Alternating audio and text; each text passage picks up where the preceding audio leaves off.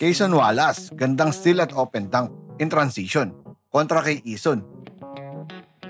Grabe mga ka-sports, double overtime. OKC Thunder at Houston Rockets.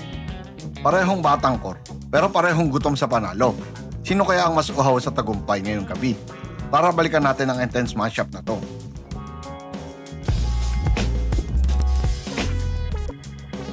Pagpasok pa lang ng first quarter, agad nagparamdam si KD. Ang galing ng kontrol niya sa tempo. Pull-up jumper kontra kay Alex Caruso. Pero hindi nagpahuli ang OKC. Chet Holmgren, gandang layup sa transition kontra kay Alperen Sengun. Mga kababayan, nagpasabog agad ng energy with his speed and confidence. Haltang gustong ipakita na OKC is still rising. Ang Rockets naman, playing smart basketball. Ball movement nila solid.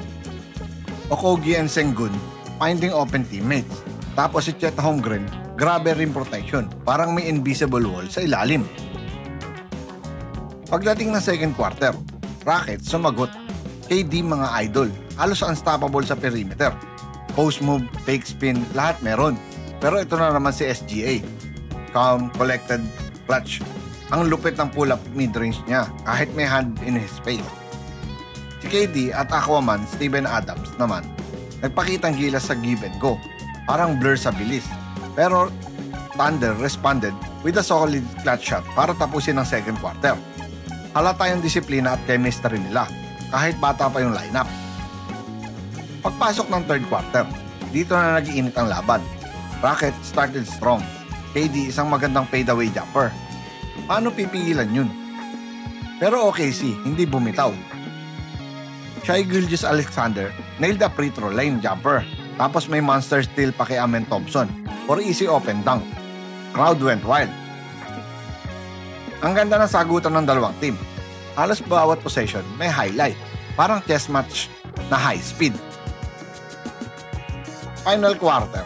Hartenstein gandang alley-oop pass kay Chet Holmgren para sa easy open dunk sa painted area. Bawi naman si Alperen Sengun ng isang napakalayong magandang 3-point shot. Bumawi naman si Hartenstein ng isang open floater kontra kay Steven Adams. Alperen Sengun, bumawi gandang sagutan ng mga big man. Isang pull-up jumper sa harap ni Chet, foul, and one. At Kevin Durant, grabe. Isang napakagandang peke para mapatalon si Lou Dort, sabay atake at isang magandang open perimeter jumper.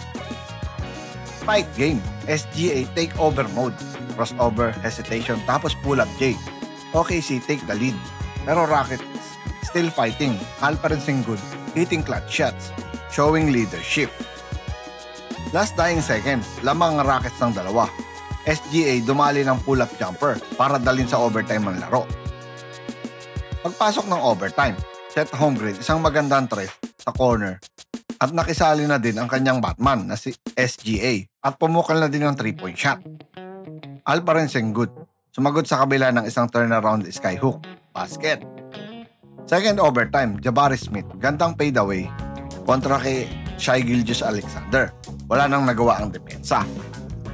KD minama si Lou Dort, isa sa pinakamagaling na dumepensa ng OKC. Foul and one basket. Bawi sa kabila ng isang step back jumper si SGA to tie the game at 122. 1 minute left. Last 10 seconds, lamang ng 1 point ang Rockets. SGA, guarded by Durant, tried to trap pero na-foul ni Durant si SGA. Fouled out si KD. Shai Gilgeous-Alexander, 2 free throw made.